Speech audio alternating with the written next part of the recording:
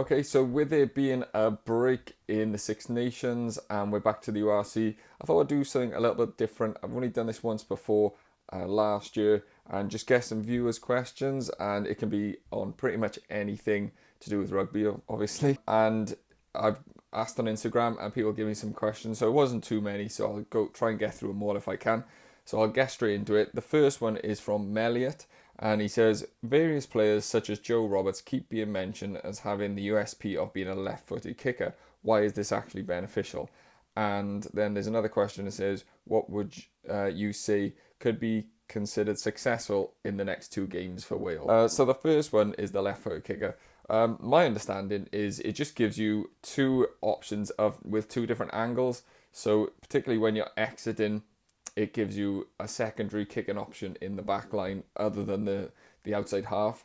The best team that do this for me are Ireland. They use James Lowe a lot. So if the kick suits the left-footed kicker better with the angle, they'll go to him. And obviously it's harder for marking up two kickers as well. So that's why that is such a big thing. I don't think it's such a big thing as coaches try and make out it is, but it is obviously helpful. And then the second one is, what would you say could be considered success in the next two games? So for me, it's mainly going to be performance. I'm feeling pretty good about this Scottish game, and then if that was we were to get anything from that going into England, who knows? Obviously, Scotland are in a way better position than we are, but they've had another disappointing Six Nations, you have to say, especially losing to England, even though it was right at the death and they really should have won that game. Maybe the bit of a mental come down from that will give us an opportunity. Even if we were to lose the next two games, though, I wouldn't be considering it not successful if we continue to see development in the play style and threatening teams like we did in the Ireland game. We saw a complete change in where the team has been and what they've been doing. And if we continue to see that steps of improvement, players looking more comfortable in the roles and partnerships growing, Ben Thomas and Maxwell in that partnership continue to grow. I think that can be really useful. More success at scrum time, that would be good. And just general, these, the younger players who are going to be the players who take this team forward, actually showing that they have got the ability to carry us forward, and actually we could be in a good place after the Six Nations. So that would be what be success to me, but I would be interested to see if anyone disagrees with that. I'm reading these off my laptop, so if you excuse me, I'll just look away. And the next one is off Ivan Jones, and it says, if fit, does Josh Adams get back into the 23 that faced Ireland? I guess there's two ways you can answer this. He has to be 100% fit for there to be any consideration. If he's not 100% fit, then no, then not. He doesn't get anywhere near it.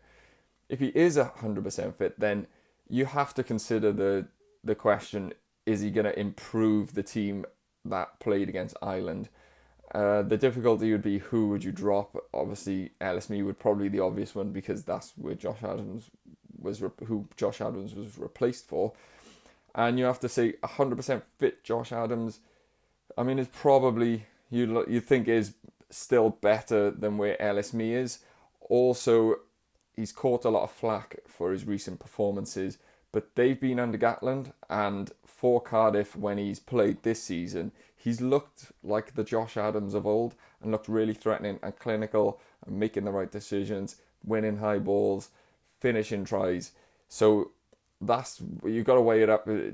Do you go for the where you think Josh Adams could be at his really, really best, or do you continue with Ellis Mee? I think that I would, and I think the coaches will, just continue with Mee no matter what. Maybe bring Adams onto the bench, but I think it just would send the wrong message to someone who had such a good game in the Ireland game, and the same goes for Tom Rogers. If then Josh Adams comes back and hasn't played well really in the Six Nations and just gets instantly back in on reputation, I think you've got to reward these young players who perform with more, chances to perform, basically. And I think it sends the right message throughout the squad then. I think just for the general messaging And to be fair, Mee deserves it, and so does Rogers, because Rogers has been excellent, and Mee's performance was superb. So I would not bring Josh Adams back into the 23, maybe onto the bench.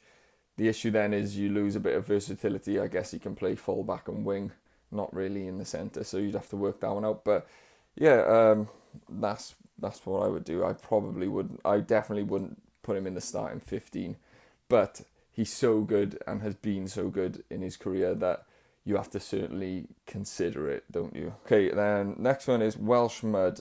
I have two questions. That is, why don't we use London Welsh as a backdoor to develop players when they've played at a high level, the Championship? Would it have paid dividends, or it would have paid dividends? So obviously London Welsh are based in England. I understand the history and the time when they did develop players for Wales. A lot of the Welsh team during the 70s were coming through London Welsh. But that was, of course, the amateur era, so it was so different. They are obviously part of the English Rugby Union. And now there's no professional team anyway. It's just an amateur team because they disbanded in I want to say 2016, 2017 or 2018, around then. I think they went bust and then they came back and then they just realised that it was not feasible to be anything other than amateur. So they are just an amateur club. Because of that, I guess you could get a relationship with them, even though they're in the English system. But I just think it would require money and resources and time, which, I mean, the WRU are struggling to finance what we're currently developing in. And if you're just using them as a development tool or a place for players to go and play at a level, then for me, I think you just need to use the SRC and continue to use the SRC for that, because that's what's going to be the thing that really improves Welsh rugby, or the development of players in Welsh rugby. So I can understand with the history and stuff, but I just don't think that what you'll get out is what you have to put in is worth what you'll probably get out, and that's even if you couldn't get all parties to agree, because it's it'd have to be some sort of agreement like the Ospreys have had with the Cheetahs, I think it is, where you're loaning players back and forth, but because they're just amateurs, it's not the particularly high standard, so you might as well put the players that you want to gain experience into the SRC teams and try and improve the quality of that league. That's what I think anyway. And then the second question, I thought this one was quite interesting. Do you think Ryan Elias could be turned into a good mobile tight head if he ever was to play for Wales again? Now, I really like the thinking, because obviously Ryan Elias's biggest problem is his darts. He's good at the scrum time. He's pretty good around the park. He's big for a hooker. He's one on the bigger side, but it's just once it comes down to the line out is when it's really been an issue for him, which is a shame. And it seems like it's getting worse. I think the reputation now that he's gained, he gets a lot of criticism from supporters. I've been one that criticises him, and it seems to be especially the big line outs that he always seems to get wrong. In big matches and in big moments. So I think I can understand the thought of moving him to tight head, because he's certainly on the, like I said, bigger side of hooker, so he's probably got the frame to do it, but it's just, unless he's got experience there now, which I don't believe he is, I'm just going to look now, but I don't think he's got experience at tight head, and just learning that position at the age that he is now, it's just not really feasible, I don't think. Not at the highest level. I'm just going to see what his age is.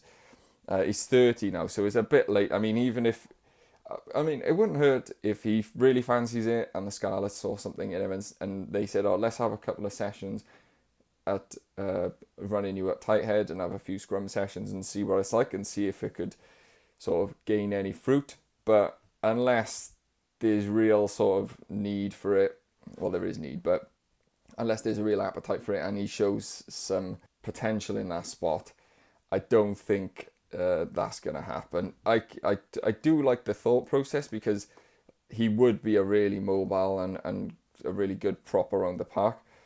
But I just don't think that. I just think it's a bit later in life. And if he was to have done this early 20s, you know, like you get the back rowers going into hooker, it gives you time to learn that position. But there is so much intricacies of scrummaging, particularly at tight head, then I don't think that could happen. I'm not really seeing any sort of experience of him being a tight head as well, just looking at his profile and stuff. So I like the thinking, because he's got potential. He is a good hooker, but he's just rubbish at the line out, and obviously that is the big thing you need at hooker. And like I said, I think it seems to be getting worse, which is a shame. So 3 questions altogether from him. Thank you for taking the time. It says, do we have strength in depth when you look at Rio Dyer, Adams, Giles for wings, then Mann, Martin, Basham, Young in the back row, who can get in? Do we have depth? Well, yeah, we do, and I think that you've highlighted it there by sort of just naming 2 positions with like wings and back row. There is depth around the teams. I mean, back row is always a position where teams and countries tend to have depth, because so many good players play in that position. We do have quite a lot of depth in the back 3 now, even though some are aging and there's been like no real outstanding candidate, I guess you could say, can win it for fullbackers coming forward. Blair Murray's got the job at the moment. But I think then we lack depth in other positions, like outside half is the obvious one. Probably 9. I mean, we've got Thomas Williams. Rod Williams is into his 30s. Ellis Bevan is being good, but not like shown a real top quality potential. Like, think of the days when we had like Gareth Davis, Reece Webb, and Thomas Williams all around vying for the job at the same time. So it is in certain positions. Tight head is another one we're short of, and just maybe front row generally. There is depth in Wales, and I don't buy that there isn't enough quality players out there for 4 regions. Obviously squads are different, but like if you put starting 15s of every team out, there is good teams there. But then I guess the depth, once you start getting injuries, is when the issue starts. So I guess you could argue we haven't got depth in that sense of things. But for Wales, yeah, certainly, like I said, back row. Second row is one I think we've got surprisingly a lot of depth. I think I spoke about it in one of my previous videos. I mean, you've got Dav Jenkins, Rowlands, Beard when he comes back, and then Teddy Williams, Ben Carter, Rhys Davis, Freddie, Thomas, and Chunza. There's like loads of second rows, whereas like 2 years ago we were really scraping the barrel. So yeah, there is depth around, but it's just a couple of key positions, tight head and outside half, we're struggling, and bringing players through is where we're struggling to bring the next crop through in that position. The next question is from Kading 689. Sorry if I've butchered your name. It says, does Elliot Dee have a better all-round game than Dewi Lake? This was a good question. I quite like this one. There is aspects of Elliot Dee's game that are certainly better than Lake. I mean, the line out is obviously a glaring one, where Dee is head and shoulders above every other hooker in Wales, I think.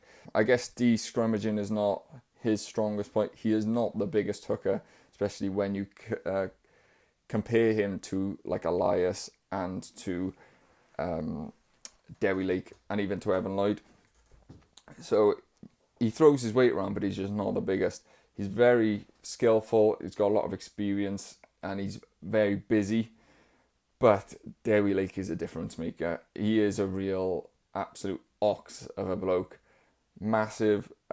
His ball carrying is so impactful and intense. Big at tackle time as well. Big hits. A real jackal threat, although Elliot Dee has got that in his game as well. I just think Elliot Dee's a really good player, but Dewi Lake is like, I think, Lions calibre, and even could be a test Lion. I wouldn't drop Dee now. If Lake is fit now, going into the Scotland game, I would not drop Dee from the start. I would still start with D and then bring Lake off the bench for that real impact, whereas Gatland's like to do it the other way. I think Elliott's got a real all-round game, but I just think Dewi Lake he's an absolute beast, and just his all-round carry and just everything he offers and his leadership and everything. I think he's just that next step above and just a different kettle of fish. So the last but one question, there's only two left now, is from Theo Jones, and he says, what young players do you think will be brought in this summer and autumn squad? This is a good question. I did pick out a couple before I came on, just to make it easier so I wasn't fumbling around thinking, and there's a couple that I've gone for from sort of each team. From the Ospreys, the obvious one is Morgan Morse and Ruben Morgan-Williams together.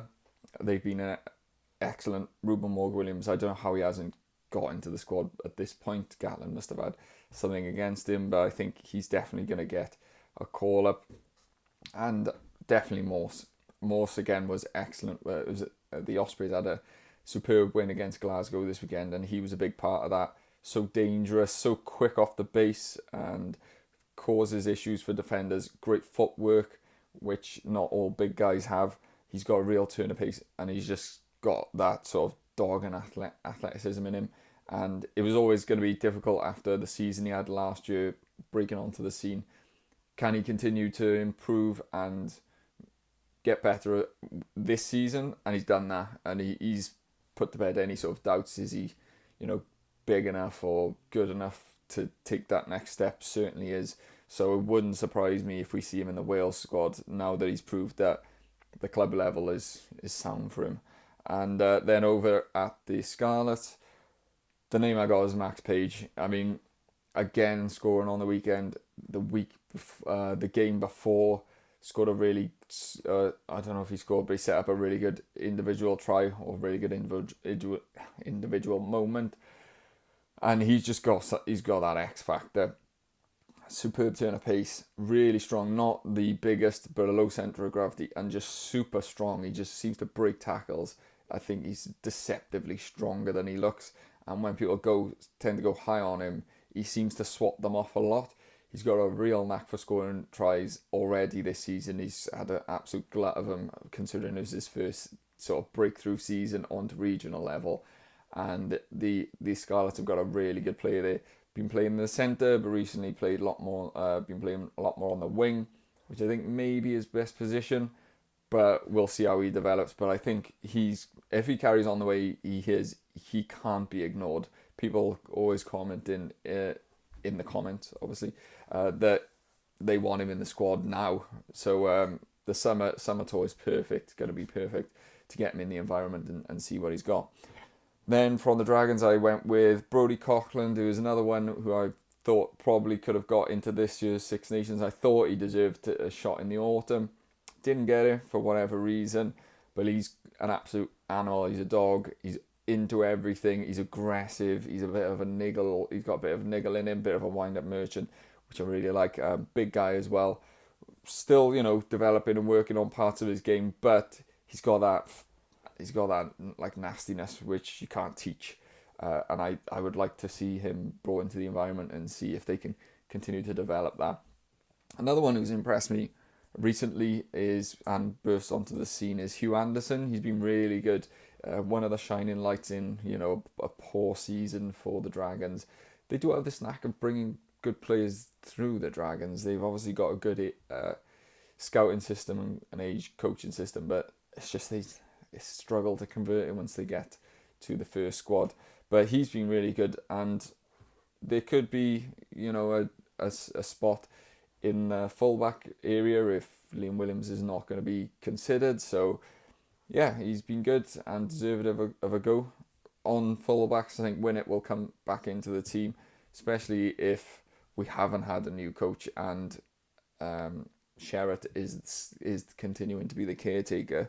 Trust him a lot at Cardiff, and I think he'll trust him for Wales as well. And he deserves to. I mean, he's playing well, so I'm surprised he got left out in the first place. and we should continue to try and develop him and see what we've got as a player at the international level. One player who has impressed me for Cardiff is in the front row has been Reece Barrett. He's only really come in as the internationals have sort of not been around. There's been a lot of injuries. Domachowski's dealt with a lot of injuries, and he's been really good. He's every game he's played, if the scrum has struggled or he struggled at the scrum at the start, he's always like sort of managed to work his way back into it. Played quite a bit in the European games, in the Challenge Cup, and come up against some real big French packs and some real strong scrummagers. But he really seems like he has like this ability to understand where the other prop is getting over on him and adjust to it, which is really impressive at such a young guy. And he's quite big as well. The only thing is he did go off with looked quite a bad knee injury against Leinster this weekend, yesterday I think it was.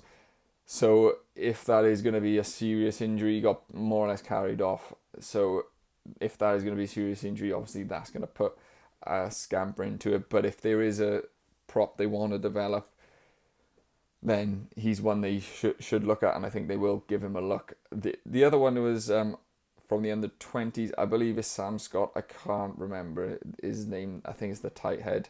Definitely plays for Bristol. But he's been really impressive. Apparently he's very, very well thought of, and Gatland was like really onto him and fancied him a lot. So I think he had man of the match against Ireland as well. So that, shows, again, like we were saying in one of the earlier questions, we were a bit light at tight head. So I think that would be good, especially the fact that he's in the Bristol setup. I don't know if he's eligible to play for England, but if he is in that setup, they want to get him over and get him captain. The summer would be a perfect time to just get him off the bench. Again, get him in the senior squad, see if he can sort of live up to the standards, because there is a lot of hype around him at the moment, and I'd be really interested to see what comes of that, because we need a real top quality tight head, and I think he could be one of them. I think we're on the last question now. Let me just check. Yes, we are. This one is from Maka2107, and he says, should we drop the names Osprey, Scarlets and Dragons and simply call them Swansea, Llanelli and Newport to nail down their identity? The thing is with it, the whole idea was, for better or for worse, was the regions, was the fact that it wasn't Newport, Swansea and Cardiff. Now I understand Llanelli, the Scarlets are really just Llanelli as Cardiff are really just Cardiff. But it's supposed to be a region, and that's why they're not called, Newport Dragons, which they were when they at one point. But I don't think that really helps with anything, to be totally honest. You even though it's just a bit of a veil, it's better to at least show that we're trying to include the whole area and not just one club. If you were to change it back, I just think it's a little bit of a backward step. I think we just should stick with what it is at the moment. But I understand with the identity thing, but then only the people who are from or support that area will identify with it anyway. So I don't think that really helps too much. But that would be an interesting question for the comments, if they think they should get rid of the Dragons or the Scarlets or whatever name. But I would just keep it, because I don't think it particularly helps to get rid of it. Could end up being quite divisive. I know a lot of people just think we should bin off one or two regions anyway, so I think that's probably going to be a weird, difficult discussion anyway. And if you go sort of tinkering with names and stuff, I think it's just going to add more fuel to the fire. So yeah, I would just leave it as it was. But that is it. Thanks for everyone who did questions. I didn't want to go on for too long this time, because last time I think I went on for like over 40 minutes, and I didn't want to do that this time. So yeah, thank you. And the next one will be the Wales against Scotland team. So stay excited for that one, and I'll catch you on the next one.